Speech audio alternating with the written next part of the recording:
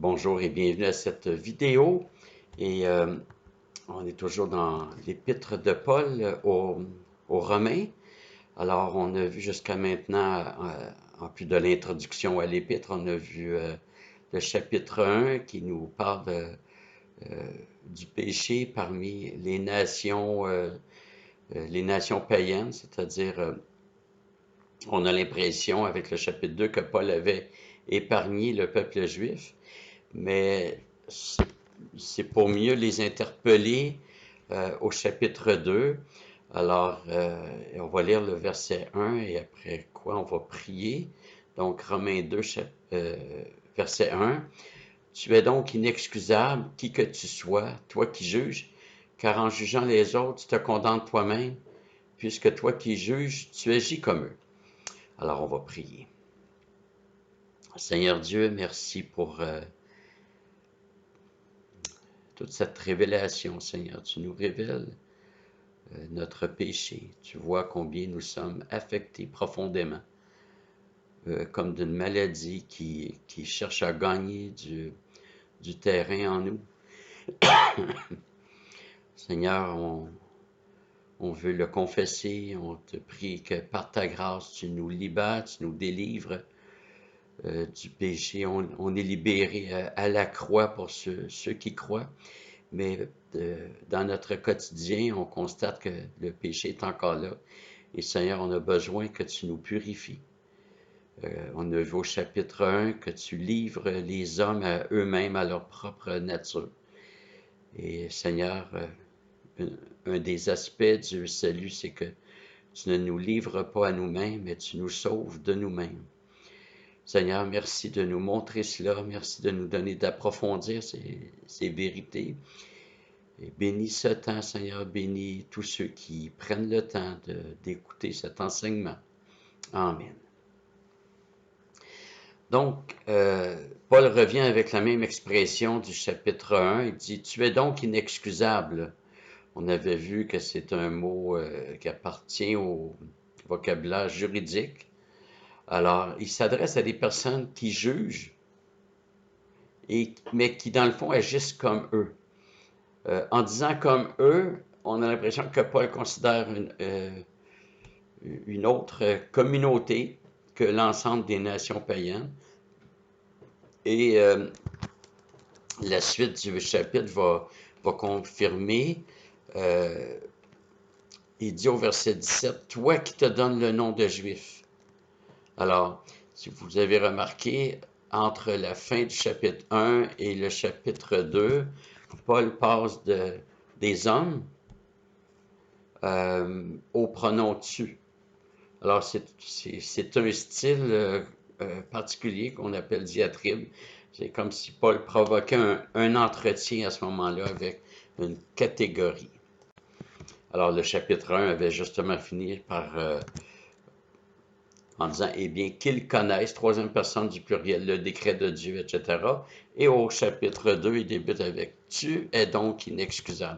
Le donc est important.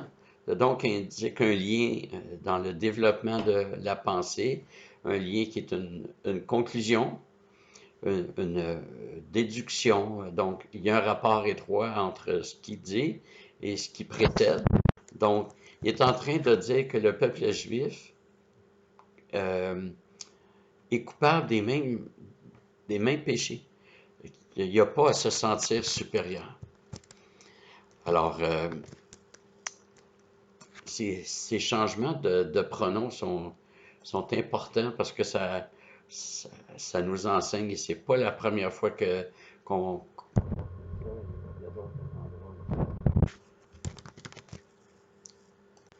et en fait, Paul, ce qu'il fait, c'est qu'il va c'est comme s'il attend, il veut surprendre le lecteur juif. C'est un style, les paraboles visent cela. On voit Jésus qui parle par exemple, dans la parabole du Samaritain, il va parler de sacrificateur, de docteur de la loi, puis finalement, les personnes à qui il parle s'attendent, ben là, c'est nous qui allons jouer le beau rôle. Et finalement, non, c'est un Samaritain. Il y a l'effet de surprise qu'on voit dans les paraboles. Nathan fait la même chose avec David. Il lui donne une parabole pour le prendre par surprise. Et là, David, sans savoir qu'il était visé, il prononce un verdict. Cet homme est digne de mort. Et Nathan lui dit, mais tu es cet homme. L'effet surprise. Et Paul parle de l'universalité du péché chez les nations païennes, la gravité, leur pratique. Et là, il dit, tu es donc inexcusable, toi qui juges, parce que tu commets les mêmes péchés.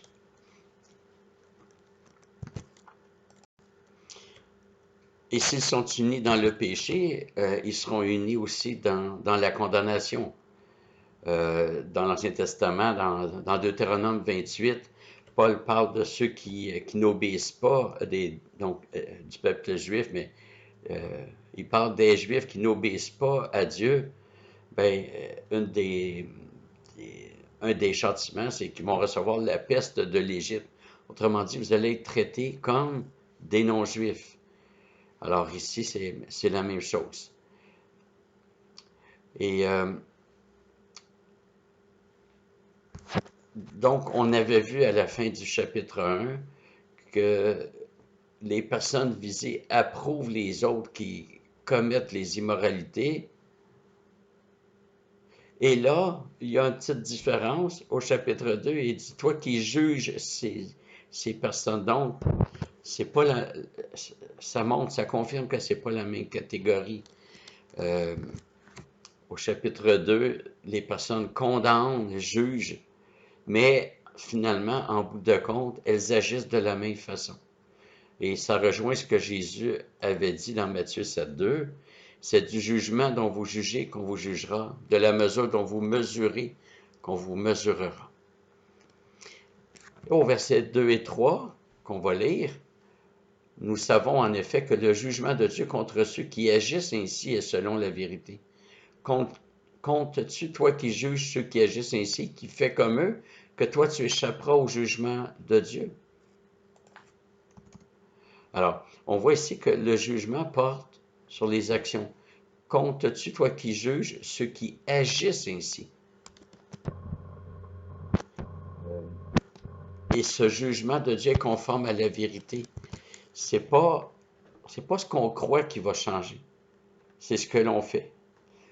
Le chrétien est aussi jugé sur ses œuvres. On va voir ça une autre fois, là.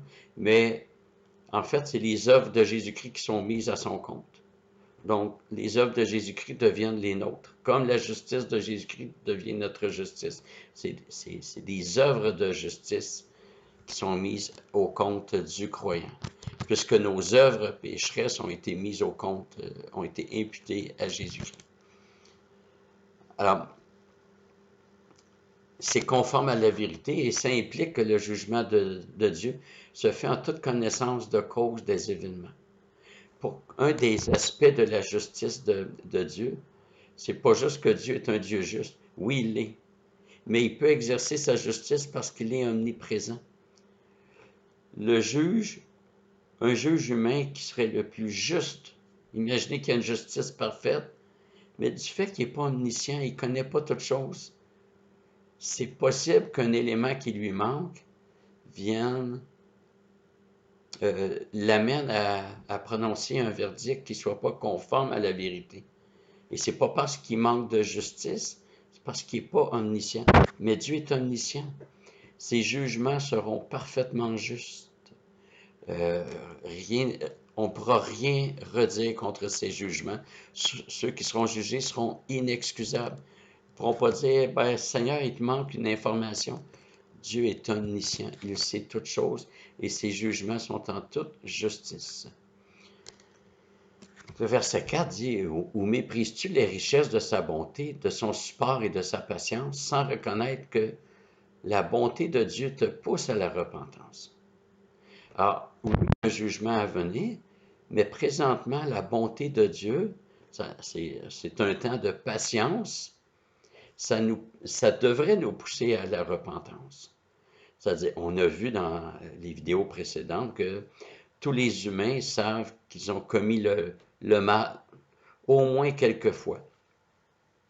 tous les humains, on avait vu ça, Romains 1,32, savent que, il y a, que ceux qui commettent les péchés sont dignes de mort. Et je vous avais dit qu'il n'y aura personne de surpris lors du jugement dernier.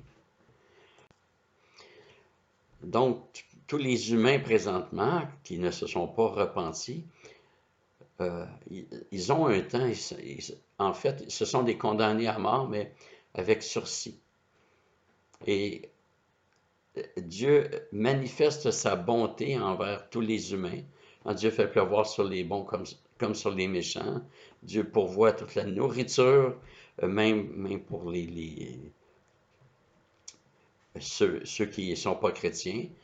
Euh, alors, ils ont un sursis.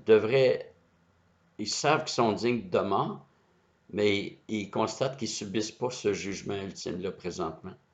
Donc, s'ils sont logiques, ils vont dire, celui qui doit appliquer la mort attend. Pourquoi? Ben, il me donne du temps. Pourquoi j'en profiterai pas pour me repentir? Alors, la bonté de Dieu pousse l'être humain à la repentance.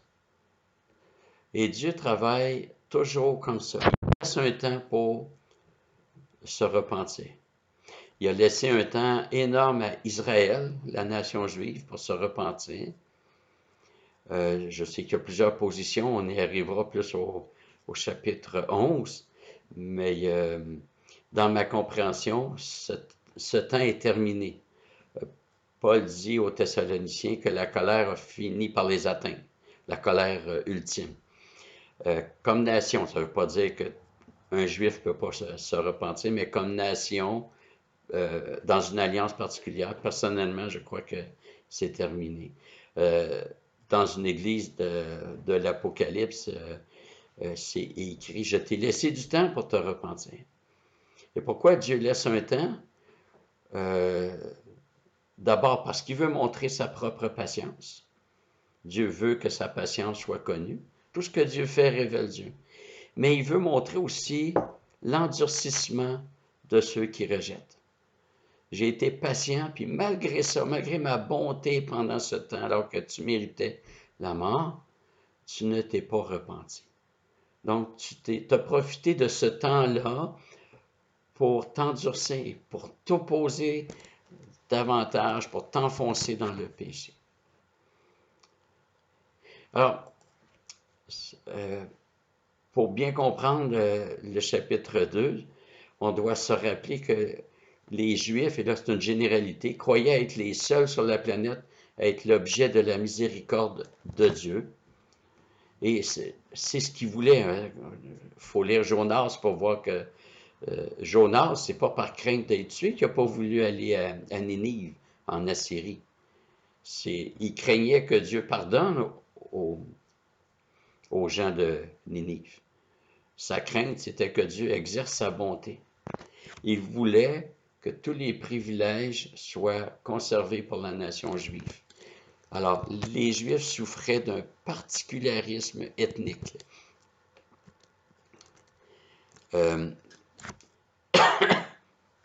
Mais déjà dans l'Ancien Testament, on voit que Dieu s'est intéressé à des non-Juifs. Et les Juifs auraient dû regarder ça. Surtout les Juifs au temps de l'Église primitive, parce qu'ils ont vu davantage d'histoires juives. Et j'ai mentionné les habitants de Ninive. Et Jésus rappelle il rappelle aux Juifs qu'il y a eu la veuve de Sarepta. Alors, c'était pas une Juive, elle vivait à Sarepta. Et Naaman, le Syrien qu'on peut voir dans 2 Rois 5, les deux ont bénéficié de la grâce de Dieu. Puis quand Jésus les mentionne, il dit, ben, il y avait beaucoup de veuves en Israël à ce moment-là. Mais c'est pas vers une veuve juive que le prophète a été envoyé. C'est vers une veuve de Sarepta. Et Jésus ajoute, il y avait beaucoup de lépreux aussi au temps du prophète Élisée. Et c'est vers un lépreux syrien, donc de la Syrie, que le Seigneur envoyé son message. En fait, il a passé par une jeune captive là, et qui a informé ce chef de l'armée syrienne qui était lépreux, qui avait un prophète en Israël qui pourrait peut-être l'aider. Alors, c'est comme ça que les choses se sont passées. Mais Jésus dit qu'il y avait beaucoup de lépreux en Israël. Puis Dieu n'a pas fait ça pour un lépreux israélite. Pourquoi? Parce que il n'y avait pas la foi en Israël. Alors que Naaman, le Syrien, ben, Dieu l'a sauvé. Alors, les Juifs avaient cette tendance à se voir comme bien meilleurs que les païens et ils disaient que les païens doivent se repentir. Euh, mais ils ne voyaient pas tellement le besoin pour eux-mêmes. Maintenant, cette injonction à la repentance ne concernait pas seulement les Juifs. Les païens avaient suffisamment de révélations pour conclure la nécessité de se repentir. Alors, d'une part, le chapitre 1, verset 18 et suivant nous informe qu'ils ont la connaissance d'un Dieu qui a tout créé. La création nous enseigne, on a tout vu ça jusqu'à maintenant dans les vidéos passées, la création nous enseigne que l'homme a été créé avec des besoins. L'homme a été créé être nécessiteux. Il n'a pas été créé pour être autonome, indépendant. On a besoin de nourriture, de l'eau, des pluies, de la lumière, bref, on a de grands besoins et tout est là dans la nature. Et les hommes savent ça. Et au chapitre 2, versets 14 et 15, on va apprendre qu'ils ont dans leur conscience ce qu'il faut pour comprendre qu'il y a le bien et qu'il y a le mal. Alors, tous les hommes sont dans cette situation-là, ils sont conscients.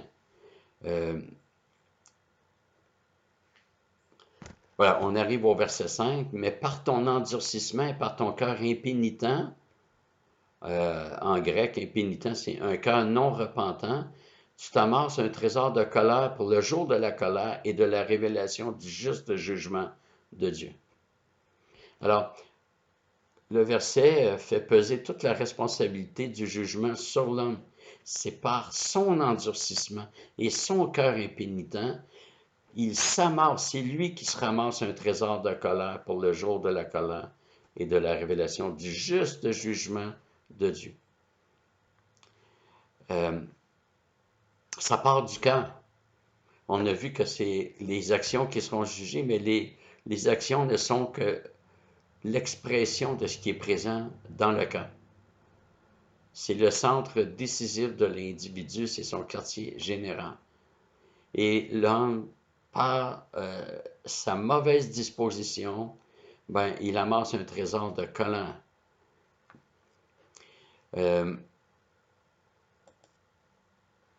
C'est particulier, un trésor de colère, c'est une expression qui est un peu difficile à comprendre. Pourquoi Paul l'a choisi? Parce qu'un trésor réfère à quelque chose qui a une très grande valeur. Alors que la colère de Dieu, c'est pas quelque chose que la personne devrait attirer pour lui. Alors, Paul fait référence au fait que le païen ou l'homme sans Dieu a prétendu être avec Dieu en ne reconnaissant pas plutôt a prétendu être Dieu lui-même. Je vais reprendre pour pas qu'il y ait de confusion. Paul fait référence au fait que le païen ou l'homme sans Dieu a prétendu être Dieu. Il s'est pris pour Dieu en ne reconnaissant pas sa position de créature avec les justes conséquences qui doivent en découler, c'est-à-dire glorifier Dieu. Alors l'homme sans Dieu a considéré ses choix comme précieux. Et en fait, ce que l'homme a considéré avoir de la valeur, je suis important, je peux décider moi-même, c'est son trésor, ben, ça se transforme en trésor de colère. Je pense que c'est plus ça que Paul veut dire ici. Ézéchiel 7,19 dit « Ils jetteront leur argent dans les rues et leur or deviendra une infection. Leur argent et leur or ne pourront les délivrer au jour du courroux de l'Éternel. courroux est synonyme de colère. Ils ne pourront ni rassasier leurs gosiers, ni remplir leurs entrailles, car ce fut leur pierre d'achoppement et la cause de leur faute. Euh, et le jugement de Dieu faisait partie des promesses messianiques. Alors, je vais vous lire Sophonie chapitre 2, versets 2 et 3. Avant que ne survienne le décret et que ce jour ne passe comme la menue paille, avant que n'arrive sur vous la colère ardente de l'Éternel, avant que n'arrive sur vous le jour de la colère de l'Éternel. Cherchez l'Éternel, vous tous, humbles de la terre, qui exécutez son ordre. Cherchez la justice, cherchez l'humilité, peut-être serez-vous préservés au jour de la colère de l'Éternel. Alors, on va maintenant passer au verset 6 à 10 de Romains 2. Donc, je vais juste voir le verset précédent pour être dans le contexte. Donc, le verset qu'on a lu, « Mais par ton endurcissement et par ton cœur impénitent, tu t'amasses un trésor de colère pour le jour de la colère et de la révélation du juste jugement de Dieu, qui rendra chacun selon ses œuvres. La vie éternelle à ceux qui, par la persévérance à bien faire, cherchent la gloire, l'honneur et l'incorruptibilité, mais la colère et la fureur à ceux qui, par esprit de dispute, désobéissent à la vérité et obéissent à l'injustice. » Tribulation et angoisse pour toute âme humaine qui pratique le mal. Pour le juif premièrement, puis pour le grec. Gloire, honneur et paix pour quiconque pratique le bien. Pour le juif premièrement, puis pour le grec.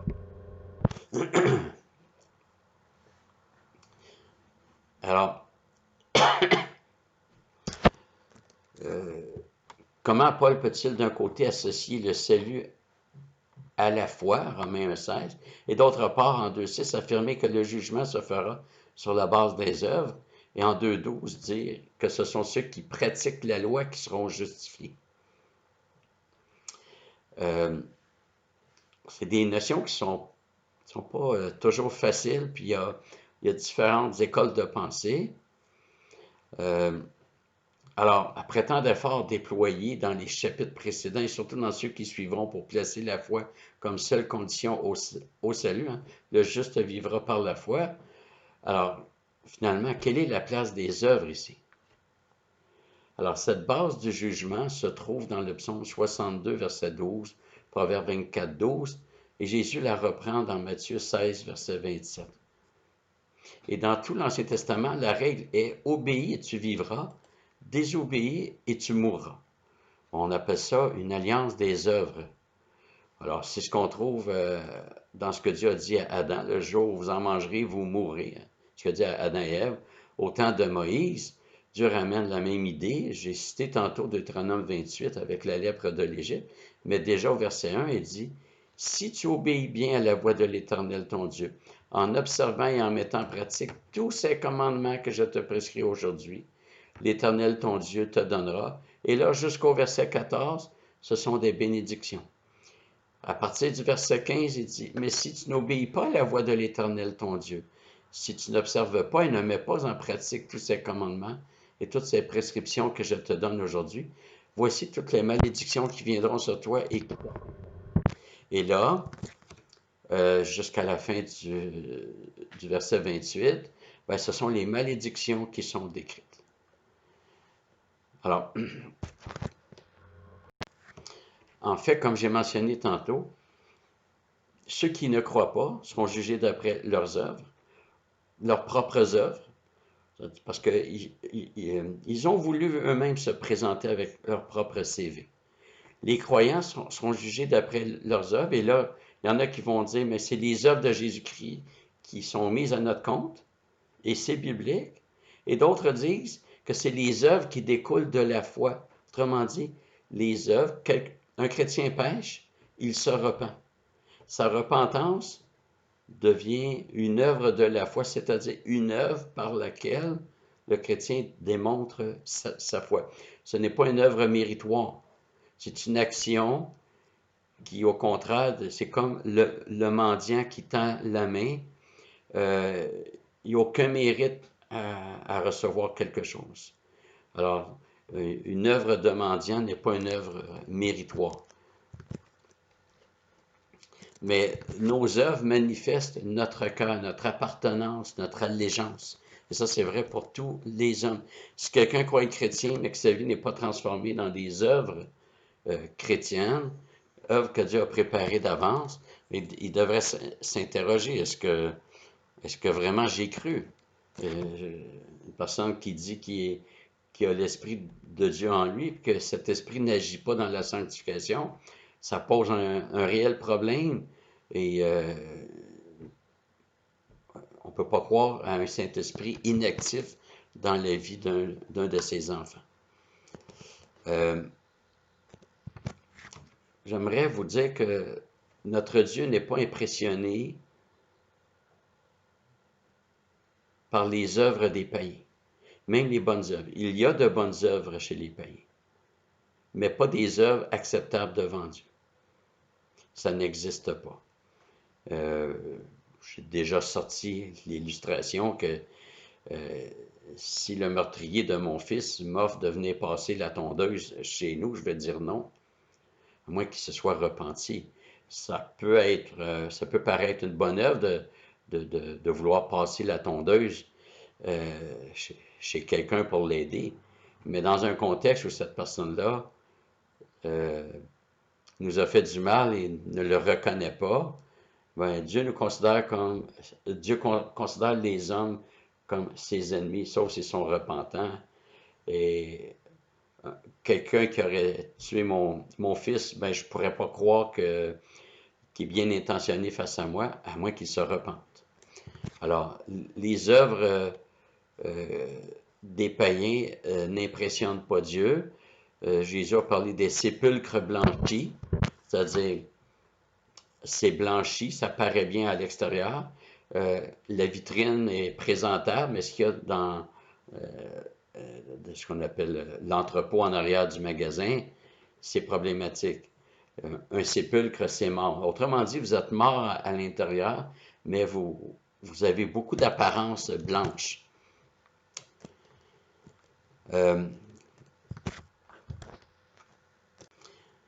Donc, c'est un peu ça pour la question des œuvres des païens. La prochaine fois, Dieu voulant, on reviendra avec peut-être une insistance sur ce point. Alors, on va s'arrêter ici. Je vous remercie de votre attention. Alors, on va prier avant de se laisser. Seigneur Dieu, merci pour toutes tes bontés qui se renouvellent à chaque matin pour chacun de tes enfants. Merci Seigneur d'avoir pris en main nos vies. Nous sommes vraiment à ta charge. Nous sommes les pleins bénéficiaires du salut de Jésus-Christ. Et Seigneur, merci pour l'Esprit Saint qui nous dirige, qui nous corrige, qui nous console. Seigneur, garde-nous précieusement. Nous sommes dans ce monde confrontés à toutes sortes de convoitises. Seigneur, nous sommes aussi dans une société qui s'oppose à toi et donc à ton peuple. Et Seigneur, seul toi peux nous garder. C'est notre prière, Seigneur Dieu. On ne compte pas sur nos forces, mais sur ta grâce et ta grâce seule. Sois béni, Seigneur Dieu. Amen. Voilà, merci de votre attention. Que Dieu vous garde précieusement. À bientôt.